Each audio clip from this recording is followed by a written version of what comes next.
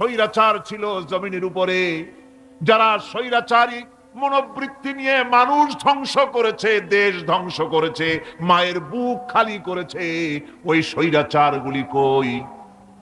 কোনো জবাব নাই। আল্লাহ পাকের পরে বলবেন লিমানিল মুলকুল ইয়াউম, কার রাজত্ব? আজকে রাজত্বটা কার? আল্লাহ তিনবার আওয়াজ দিবে, আজকে রাজত্ব কার? আল্লাহ পাক যখন তিনবার করে ডাক দিবেন, কোনো জবাব নাই, কোনো জবাব নাই। কে জবাব দেবে? আল্লাহ রাব্বুল আলামিনের সামনে কার ক্ষমতা আছে কথা বলার? কেউ তো নাই, সব শেষ। আল্লাহ পাক বলবেন লিল্লাহিল ওয়াহিদুল কাহ্হার, একমাত্র পরাক্রমশালী আল্লাহ রাব্বুল আলামিনের রাজত্ব আছে। সেই হাসরের মাঠে আমাদের সকলকে উপস্থিত হয়ে যেতে হবে। কেউ আমরা এখান থেকে বাঁচতে পারবো না, সবাইকে উঠতে হবে। অপরাধীরা সেখানে অসহায় হয়ে যাবে, অপরাধীরা অসহায় হয়ে যাবে। আল্লাহ পাক বলেন فَإِذَا جَاءَتِ الصَّاخَّةُ يَوْمَ يَفِرُّ الْمَرْءُ مِنْ أَخِيهِ وَأُمِّهِ وَأَبِيهِ وَصَاحِبَتِهِ وَبَنِيهِ।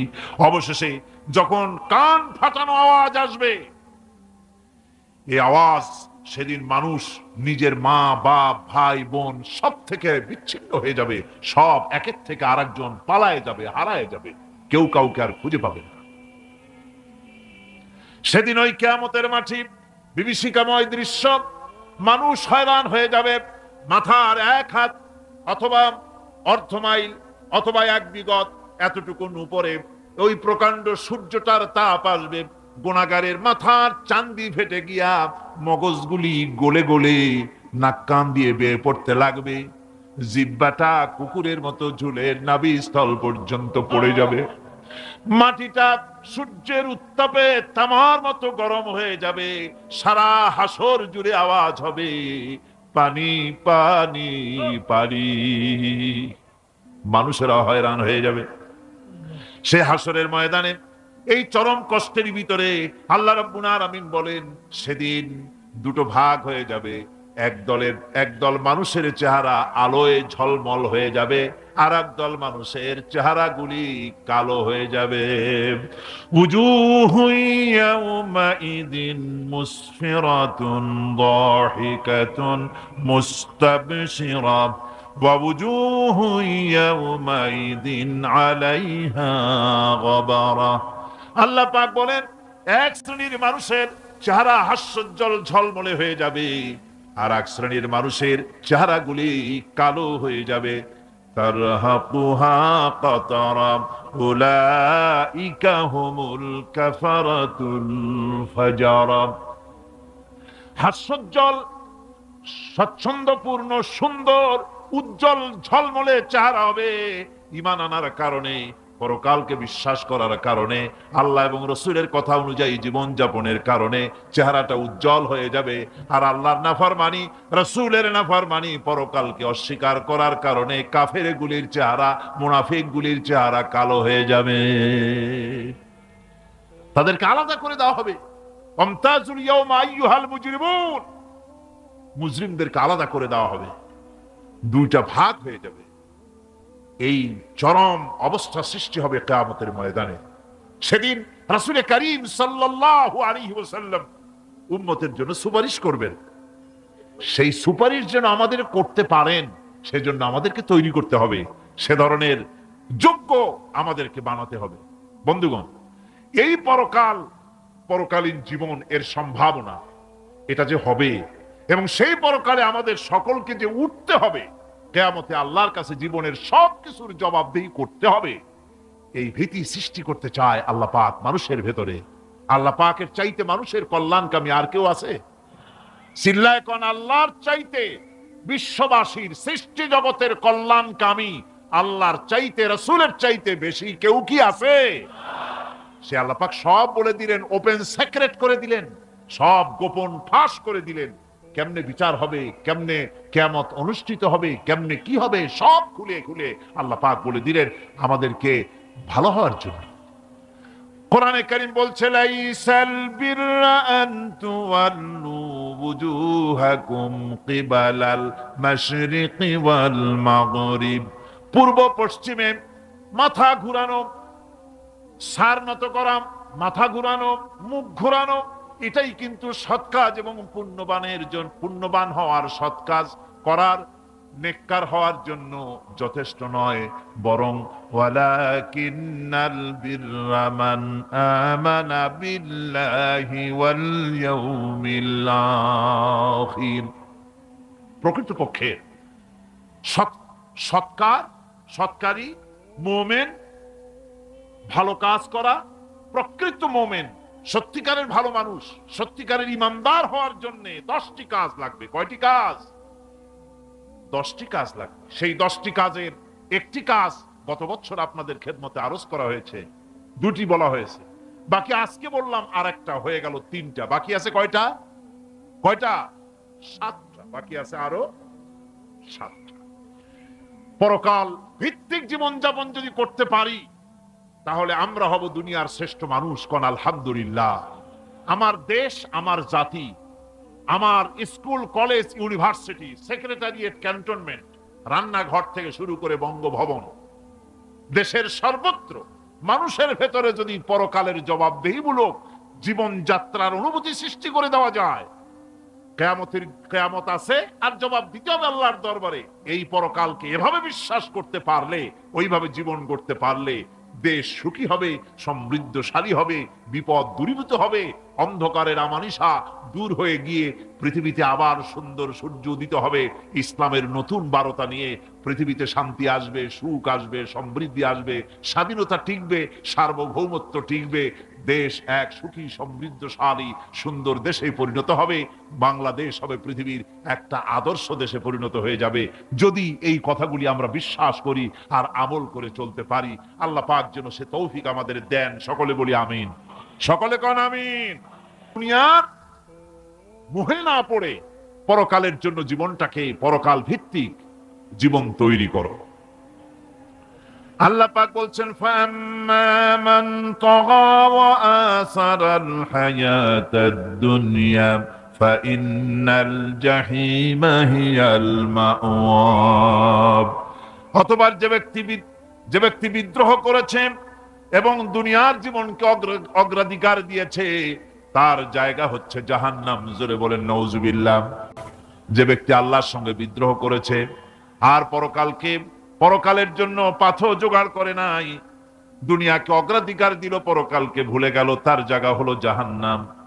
ওয়া আম্মা মান খাফা মাকামা রাব্বিহি ওয়া নাহান নাফসা আনিল হাওয়া ফাইন্নাল জান্নাতা হিয়াল মাওয়াব, আর যে ব্যক্তি আপন প্রভুর সামনে উপস্থিত হওয়াকে ভয় করেছে এবং আপন প্রবৃত্তিকে লালসা মুক্ত করেছে, লালসার হাত থেকে রক্ষা করেছে, আল্লাহ রব্বুল আলামিন কিয়ামতের দিন তার জন্য রেখে দিয়েছেন জান্নাত। তার জন্য কোন জায়গা? জান্নাত। আমাদেরকে পরকাল ভিত্তিক জীবন যাপন যদি করি তাহলে কবরের জবাবগুলি খুব আসান হবে, আর যদি পরকাল ভিত্তিক জীবন যাপন না হয় কবরটা মুসিবত হয়ে যাবে। হযরত ওসমান রাদিয়াল্লাহু তাআলা আনহু কবরের কাছে গিয়ে খুব কাঁদতেন। সাহাবায়ে কেরাম প্রশ্ন করেছেন, হুজুর, রাসূল করিম সাল্লাল্লাহু আলাইহি ওয়াসাল্লাম যখন জান্নাত ও জাহান্নামের ওয়াজ করেন তখনও তো এত বেশি আপনি কাঁদেন না, যত বেশি কাঁদেন কবরের কাছে এসে, কারণ কি?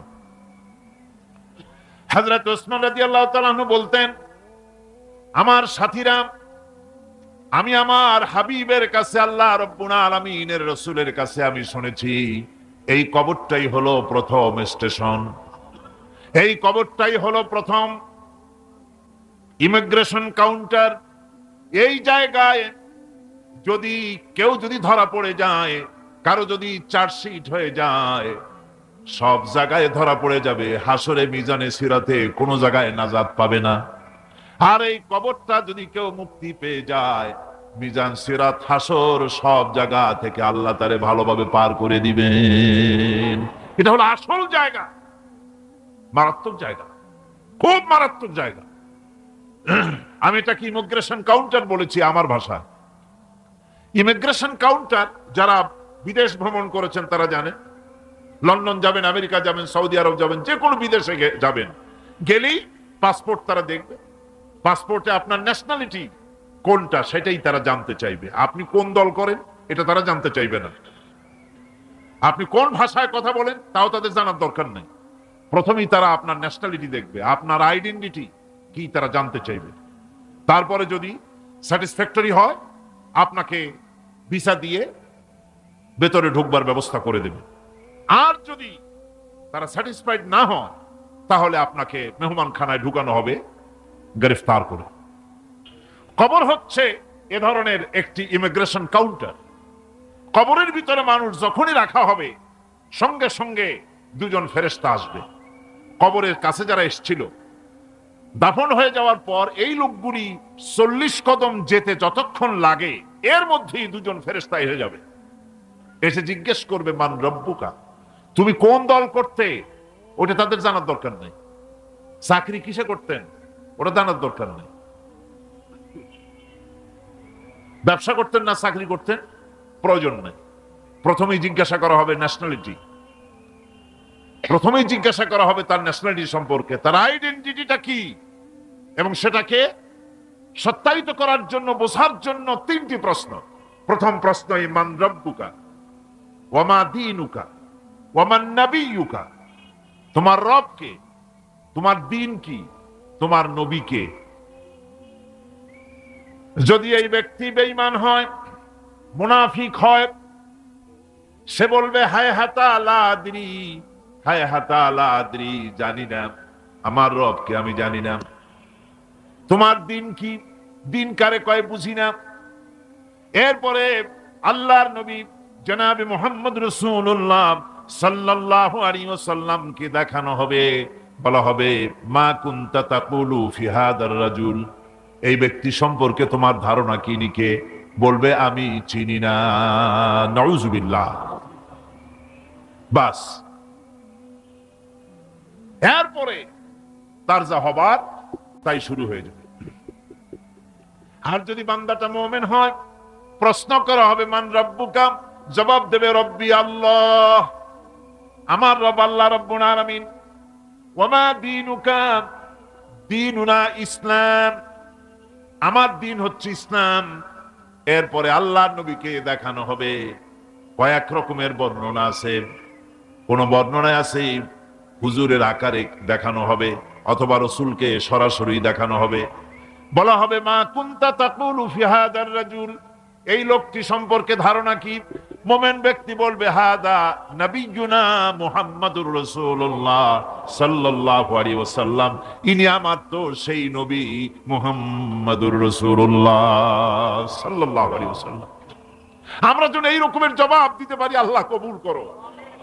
সকলে জোরে কোন আমিন। জবাব হয়ে যাওয়ার পর গায়ব থেকে আওয়াজ আসবে, ফাফরিশু বিল জান্নাতি ওয়ালবিসু বিল জান্নাহ, ও আমার ফেরেশতারা, আমার এই বান্দাকে জান্নাতের পোশাক পরাইয়া দাও আর কবরটাকে জান্নাতের বিছানা বিছাইয়া দাও। জান্নাতের পোশাক পরায় দাও, জান্নাতের বিছানা বিছাইয়া দাও। ইলা মাদ্দা বাসারিহি, তার চোখের দৃষ্টি যতদূর যায় কবরটা ততটা প্রশস্ত করে দাও। এরপর বেহেশতের পোশাক পরাইয়া, বেহেশতের বিছানা বিছায়া ফেরেশতা বলবে নম কানাউমুল উরুস, ঘুমিয়ে যাও। দুলামিয়া যেমন বাসর সজ্জায় নতুন বউ নিয়ে আরামে ঘুমায়, এরকম আরামে ঘুমায় যাও। ইলা ইয়াউমিল কিয়ামা, কিয়ামত পর্যন্ত ঘুমায় থাকো, আরামে ঘুমিয়ে থাকবে। এরপরে সিংগায় ফুৎকার হবে, সিংগার ফুৎকারের আওয়াজে তার ঘুম ভেঙে যাবে। বলবে ইয়া ওয়াইলানা মান বাআসানা মিন মারকাদিনা, হায় আফসোস, আমার এত আরামের ঘুম থেকে কে আমাকে জাগ্রত করলো, আমার ঘুমটারে নষ্ট করলো কে। আওয়াজ আসবে হাদা মা ওয়াদার রহমান ওয়া সাদাকাল মুরসালুন, এটা হচ্ছে রহমানের সেই ওয়াদা আর মুরসালিনরা, নবীরা সত্য কথাই বলেছিলেন, সেই কিয়ামত অনুষ্ঠিত হচ্ছে। আমার বন্ধুগণ, সেজন্য এই দুনিয়ার মোহে পড়ে থাকলে পরে দুনিয়ায় যারা অগ্রাধিকার দিবে দুনিয়াকে পরকালের তুলনায়, জবাব দিতে পারবে না কবরের ভিতরে গিয়া। আর যারা পরকালকে অগ্রাধিকার দিবে, দুনিয়ার চাইতে পরকালকে বেশি অগ্রাধিকার দেবে, আর আল্লাহর ভয় কলিজার ভিতরে রাখবে, কবরের জবাব সঠিকভাবে দিতে পারবে, কিয়ামতের দিন আল্লাহ রাব্বুল আলামিন তাদের জন্য জান্নাত দান করবেন। জোরে বলেন আমিন। দুনিয়াটা হচ্ছে দুনিয়া যেখানে আমরা আসি। আমি আগেই বলেছি, দুনিয়া হচ্ছে আদনা শব্দ থেকে এর উৎপত্তি হয়েছে। তুচ্ছ, নিকৃষ্ট, এটার দাম নাই, এটার মূল্য নাই। হযরত ইবনে কাইয়িম রাহিমাহুল্লাহ নওয়ারাল্লাহু মারকাদাহু ওয়া জাআলাল জান্নাতা মাথওয়াহু, হযরত ইবনে কাইয়িম তিনি বলছেন, সুন্দর করে বলছেন দুনিয়া সম্পর্কে, মা মাদা ফিদ দুনিয়া আহলামুন ওয়া মা বাকিয়া মিনহা আমানি ওয়াল ওয়াক্তু বাইনাহুমা দায়ুন। মা মাদা ফিদ দুনিয়া আহলামুন, জীবনের যে অংশ ফেলে এসেছি সেটা আজ একটা স্বপ্ন। ওয়া মা বাকিয়া মিনহা আমানি, আর জীবনের যে অংশ সামনে বাকি আছে সেটা এখন একটা আকাঙ্ক্ষা। ওয়াল ওয়াক্তু বাইনাহুমা দায়ুন, আর এর মাঝখান থেকে সময় সব চলে যাচ্ছে। কত বড় কথা চিন্তা করেছেন? জীবনের যে অংশ ফেলে এসেছি তা আজকে স্বপ্ন, তা আজ কি বলেন? স্বপ্ন। আর সামনে যা আছে সেটা আকাঙ্ক্ষা, আর মাঝখান থেকে সময় সব চলে যাচ্ছে। এরপরে তিনি বলছেন, وَمَنْ يَسْحَبِ الدُّنْيَا يَكُنْ مِثْلَ قَابِضٍ عَلَى الْمَاءِ خَانَتْهُ فُرُوجُ الْأَصَابِعِ। দুনিয়াদারের অবস্থা হচ্ছে এই, কেউ যদি দুই হাতে পানি খামসায় ধরে, দুই হাতে কি ধরছে বলেন? দুই হাতে পানি খামসায় ধরেছে, খুব মজবুত করে ধরেছে, 2 মুঠ পানি। বলেন থাকবে কতটুকু? কতটুকু থাকবে? 1 ফোঁটাও থাকবে না, কারণ তার আঙ্গুলের ফাঁক তার সাথে খেয়ানত করবে, আঙ্গুলের ফাঁক দিয়া পানিগুলি সব বেরিয়ে চলে যাবে। সুতরাং দুনিয়া যারা চায় তারা ঠিক পানি খামসায় ধরলে পানি যেমন হাতের ভেতর থেকে খেয়ানত করে চলে যায়, যারা দুনিয়া চায় দুনিয়াও তাদেরকে এভাবে ফাঁকি দিয়ে চলে যায়। তবুও দুনিয়ার মায়া মানুষের এত বেশি। আল্লাহর নবী বলেন, লাউ কানা লি ইবনি আদম ওয়াদিন মিন যাহাবিন লাহাব্বা ইয়াকুনা লাহু সানিন। এই পৃথিবীতে যদি কাউকে একটা মাঠ ভরে যদি সোনা দেওয়া যায়, লোকটা বলবে, রব্বুল আলামিন, আমি যদি আরেকটা মাঠ এরকম সোনা ভরা পেতাম। দ্বিতীয় আরেকটা মাঠ দেওয়া হলে আবার বলবে, যদি তৃতীয় আরেকটা মাঠ সোনা ভরে যদি পেতাম। নবীজি বলেন, ওয়ালা ইয়ামলাউ জাওফু ইবনু আদামা ইল্লা তুরাব। মানুষের পেট 3.5 হাত মাটি ছাড়া, কবরের মাটি ছাড়া মানুষের পেট ভরবে না। আরো চাই, আরো চাই, চাওয়ার কোনো শেষ নাই। মানুষ এভাবে করে দুনিয়ার মহব্বতে এমনি পাগল হয়ে যায়, শুধু দুনিয়ার মহব্বত, পরকালকে বেমালুম ভুলে যায়। আমি কিন্তু এই কথা বুঝাতে চাই নাই যে পরকালের মহব্বতে, পরকালের ভয়তে বা পরকালের জন্য দুনিয়া আপনি বাজার ঘাট, বেচা কিনা, ব্যবসা বাণিজ্য সবকিছু ভুলে যান, না তা নয়। ভুল বোঝার কোনো কারণ নাই। পরকালকে অগ্রাধিকার দিতে হবে, মানে দুনিয়াটা চিরস্থায়ী জায়গা নয়। চিরস্থায়ী হচ্ছে কোনটা?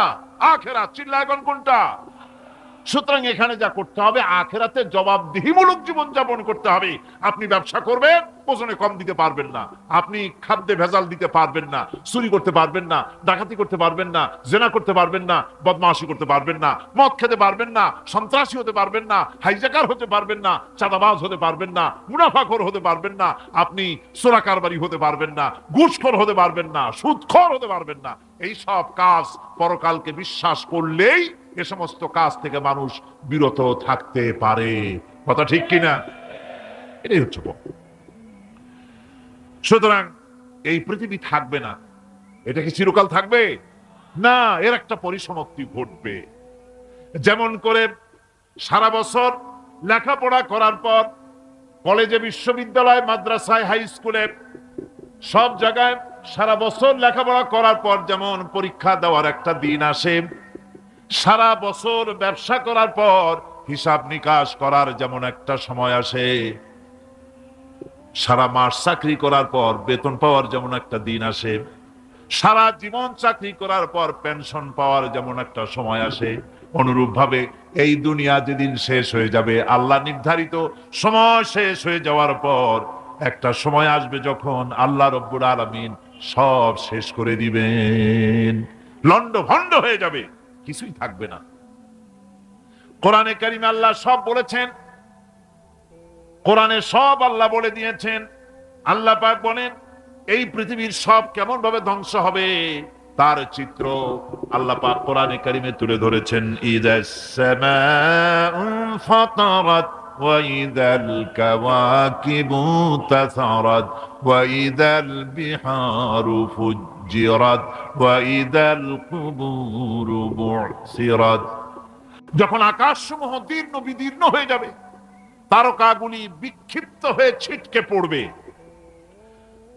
আর সমুদ্রগুলি উচ্ছ্বসিত হয়ে পড়বে, কবরগুলি সব তার ভেতরে যা আছে উদ্গীরণ করে দেবে, তারকাগুলি স্থিমিত হয়ে যাবে। এরপরে সমস্ত আকাশগুলি কাতাইয়িস সিজিল্লি লিল কুতুব, কিতাবের পৃষ্ঠার মতো একটার পরে একটা ঠাস ঠাস করে পড়তে থাকবে, চূর্ণ বিচূর্ণ হয়ে ভেঙে চুরে একাকার হয়ে যাবে। পাহাড়গুলিকে উড়িয়ে দেওয়া হবে, চন্দ্র এবং সূর্য একাকার হয়ে যাবে। আল্লাহ রাব্বুল আলামিন বলেন ফাইদা বারিকাল বাসার ওয়া খাসাফাল কমার ওয়া জুমিআশ শামসু ওয়াল কমর। চক্ষু যখন বিস্ফারিত হয়ে যাবে, চাঁদ যখন তার আলো হারিয়ে ফেলবে, সূর্য যখন তার আলো হারিয়ে ফেলবে, চাঁদ আর সূর্য সব একাকার হয়ে যাবে, সেই সময়ের অবস্থাটা কি চিন্তা করো। মানুষ হয়রান হয়ে দৌড়াদৌড়ি করবে। ওয়াহুমিলাতিল আরদু ওয়াল জিবালু ফাদুক্কাতা দাক্কাতান ওয়াহিদা। জমিন এবং পাহাড়গুলির মধ্যে আল্লাহ রাব্বুল আলামিন সংঘর্ষ বাঁধিয়ে দিবেন, পাহাড়গুলি ভেঙে চুরে টুকরা টুকরা হয়ে যাবে, পাহাড়গুলি উঁচু করে জমিনের উপরে আছাড় মেরে আল্লাহ রাব্বুল আলামিন ভেঙে চুরে চুরমার করে দিবেন। সুবহানাল্লাহ। ওয়াতাকুনুল জিবালু কালইহনিল মানফুস, পাহাড়গুলো পেঁজা ধোনা তুলার মতো করে উড়িয়ে দেওয়া হবে, পাহাড় উড়ে যাবে। সুবহানাল্লাহ পড়ো। পাহাড় পাথরের তৈরি করা পাহাড়, এই পাহাড়গুলি তুলার মতো হয়ে উড়বে কিভাবে?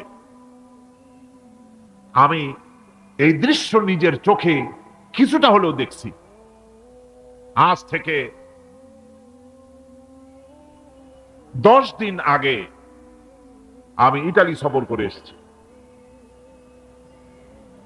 ইতালির রাজধানী রোম। রোম প্রাচীন সভ্যতার লালন ভূমি। কোরআনে কারিমে সূরায়ে রোম রয়েছে, এই রোম সেই রোম। এখানের বাদশার কাছে রাসূল করিম সাল্লাল্লাহু আলাইহি সাল্লাম হেরাক্লিয়াসের কাছে চিঠি পাঠিয়েছিলেন, সেই রোম। 12 থেকে 15,000-এর মতো বাংলাদেশি মুসলমান সেখানে আছে। জুমার দিন, যেদিন আমি গেলাম তার পরের দিনই জুমা ছিল, জুমার নামাজ পড়লাম ভ্যাটিকানের কাছেই বিশাল মসজিদ, ইউরোপের ভিতরে সবচাইতে বড় মসজিদ এটা। রোম ইসলামের দুশমনদের রাজধানী। সেইখানে যখন আজান হচ্ছে আশহাদু আন্না মুহাম্মাদার রাসূলুল্লাহ, আমার অনুভূতির কথা আপনাদেরকে বোঝাতে পারবো না, কি অনুভূতির সৃষ্টি হয়েছে আমার ভেতরে। ভ্যাটিকানের পোপ এক পাশে, কিছু দূরেই ভ্যাটিকান, ওটা হচ্ছে গোটা পৃথিবীর সমস্ত খ্রিস্টানদের কাবা, ভ্যাটিকান। তার পাশেই বিশাল মসজিদ, সেখানে নামাজ পড়লাম। চিন্তার ভেতরে আসলো আল্লাহ রাব্বুল আলামিন তার হাবিবের নাম, তার তাওহীদ, তার রিসালাতকে কিভাবে বিশ্বময় ছড়িয়ে দিলেন। আবু জাহেল চাইছিল মুহাম্মদ সাল্লাল্লাহু আলাইহি ওয়াসাল্লামকে স্তব্ধ করে দেবে মক্কার জীবনেই, কত বদনাম, সাহের, কাহেন, কাজ্জাব, শায়ের, নাউযুবিল্লাহি মিন যালিক, কত গালাগালি করলো। আর আল্লাহ শুনালেন, হাবিব চিন্তার কোনো কারণ নাই, ওয়া রাফা'না লাকা যিকরাক, আমি আপনার প্রশংসা বিশ্বময় ছড়িয়ে দেব। সুবহানাল্লাহ ওয়া বিহামদিহি। রোম প্রোগ্রাম শেষ করে আমাকে তারা নিয়ে গেল, যেটা আমি বলছি সফর কাহিনী শোনাবার সময় এটা না, যেহেতু এর সঙ্গে প্রাসঙ্গিক সেই জন্য বলছি। পাহাড় কেমনে তুলার মতো হয়ে উঠবে তার নজির দেখেছি। রোম শহর থেকে 300 মাইল দূরে, 300 কিলোমিটার দূরে নেপোলিয়ান বোনাপার্ট তার বাড়ি, এবং ওটা তার নামই একটা প্রভিন্স। ভূমধ্য সাগরের পারে ভিসুভিয়াস, পৃথিবীর সবচাইতে বড় আগ্নেয়গিরি, সেটা দেখাতে নিয়ে যাওয়া হলো আমাকে। যে পাহাড়টা পৃথিবীর মাটি থেকে তার চূড়া হচ্ছে 3 মাইল উঁচু,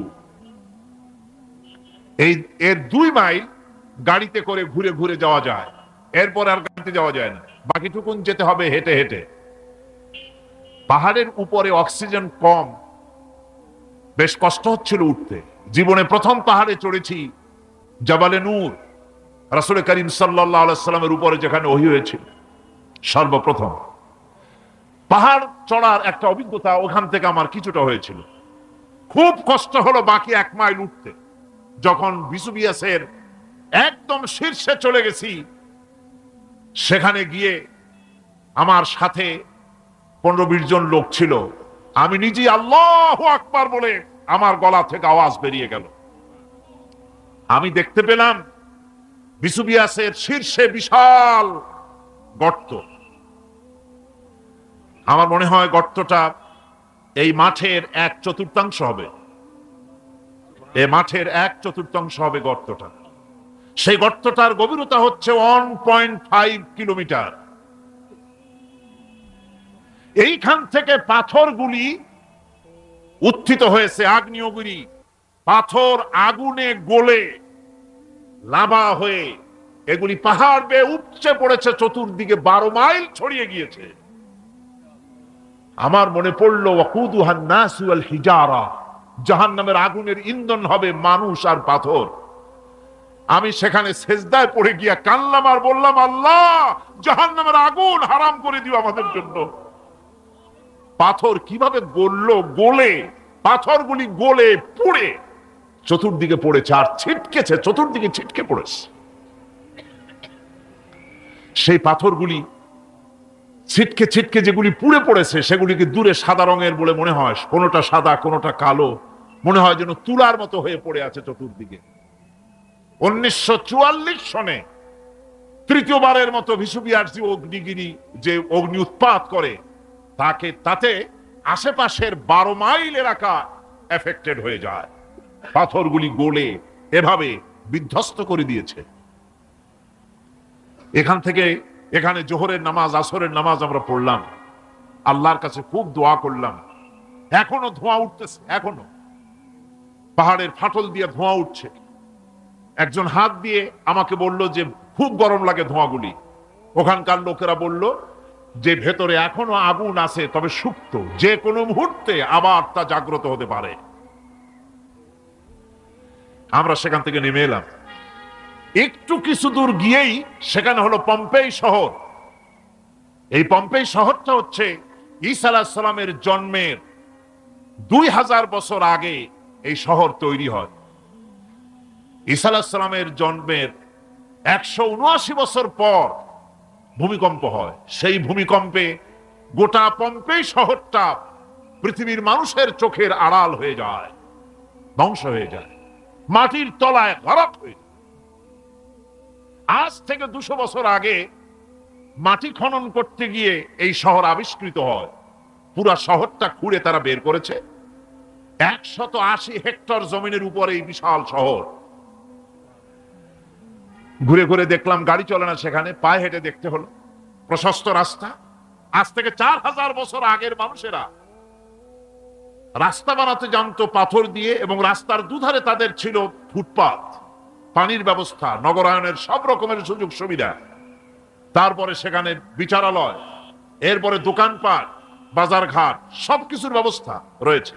বিশাল বিশাল পাথরগুলি দিয়ে পিলার তৈরি করা। ভাবলাম এই পিলারগুলি, এই পাথরগুলি তারা কিভাবে ক্রেন ছাড়া এত উপরে উঠালো কি করে, আমার মাথায় আসলো না। পাথর কেটে কেটে সুন্দর সুন্দর অঙ্কন শিল্প তারা করেছে। এরপরে ঘুরতে ঘুরতে বাদশার রাজার বাড়িতে গিয়ে ঢুকলাম। সেখানে গিয়ে দেখলাম উলঙ্গ এত মূর্তি পাথরের তৈরি করা। পাথর কেটে কেটে দেওয়ালে যৌন যৌন মিলনের এমন কোন অশ্লীল ছবি নাই যা তারা সেখানে তৈরি করে নাই।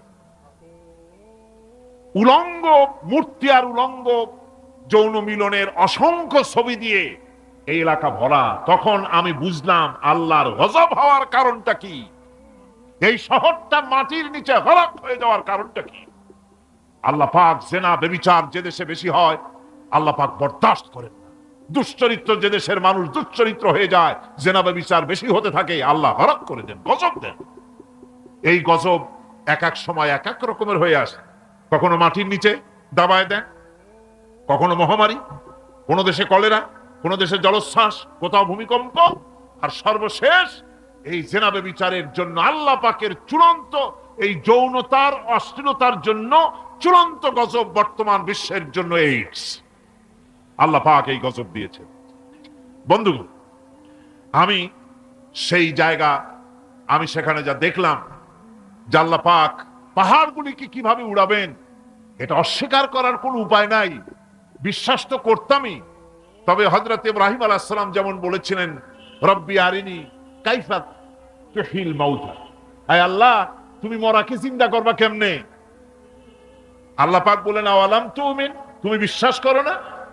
ইব্রাহিম আলাইহিস সালাম বললেন, বালা, অবশ্যই বিশ্বাস করি, ওয়ালাকিন লিয়াতমাইন্না কলবি, যদি চোখে দেখতাম তাহলে আমার অন্তরাত্মা খুব ঠান্ডা হতো। আল্লাহ রাব্বুল আলামিন চোখে দেখায় দিলেন জিন্দা কেমনে মুর্দা হবে, মুর্দা কেমনে জিন্দা হবে, আল্লাহ দেখায় দিলেন। পাহাড় উড়ায় দিবেন আল্লাহ রাব্বুল আলামিন।